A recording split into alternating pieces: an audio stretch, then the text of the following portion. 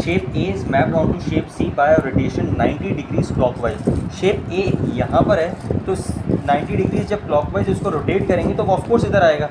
अगर हम 180 कर रहे होते तो इधर आता, और अगर 270 कर रहे होते तो एंटी क्लॉकवाइज चले आते हैं 90 डिग्रीज। तो हम क्या करेंगे, सबसे पहले आपको उसने सेंटर बताया हुआ है 1,0, 1,0 को हमने मार्क कर दिया। अब हमें क्या करना है, हमें ट्रेसिंग पेपर लेना है।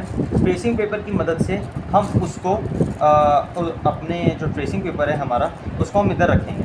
सही है। अब हमने कहीं भी रख दिया। अब वो जो शेप है ना हमारे नीचे, ये मैंने पहले से ट्रेस किया हुआ, मैं दोबारा कर देता हूँ। वो जो शेप है हम उसको उसके ऊपर ट्रेस करेंगे। उसके ऊपर ट्रेस कर दिया। अब ट्रेस करने के बाद हम जो हमारा सेंटर था ना, उसके ऊपर अपनी पेंसिल रख देंगे। पेंसिल रखने के बाद 90 डिग्रीज़ उस पेपर को घुमाएंगे और ये 90 डिग्रीज़ घूम गया। अब जब ये 90 डिग्रीज़ घूमा तो आप देखें वो शेप कहाँ आई, वो शेप इधर आ गई। तो अब हम उसके छुपके से पीछे से जाके कोऑर्डिनेट्स मार्क कर देंगे। कोऑर्डिनेट्स मार्क करने के बाद हटाएंगे और लाइन से ज्वाइन कर देंगे और सी मार्क कर देंगे। एग्जैक्टली यही कोऑर्डिनेट्स आ रहे थे मार्किंग स्कीम में। तो इस तरीके से करते हैं। ने कहा है on the grid draw the image of triangle T after rotation through 90 degrees anti clockwise with centre 4,10। सबसे पहले तो हमें सेंटर मार्क करना है, ये आ गया सेंटर 4,10। लेकिन अब उसने कहा एंटी क्लॉकवाइज। अब बहुत सारे बच्चे मिस्टेक कर देंगे यहाँ पर, लेकिन मैं आपको इस तरह बता रहा हूँ कि जो मैंने सीखा कि भाई अगर क्लॉकवाइज होता तो ऑफकोर्स मैं पेज को ऐसे घुमाता, ट्रेसिंग पेपर को। अब अगर चूँकि एंटी क्लॉकवाइज है तो मैं ऐसे घुमाऊँगा। सही है। तो अब करना क्या है कि सबसे पहले इधर रख के ट्रेसिंग पेपर को इसके ऊपर ट्रेस कर दो।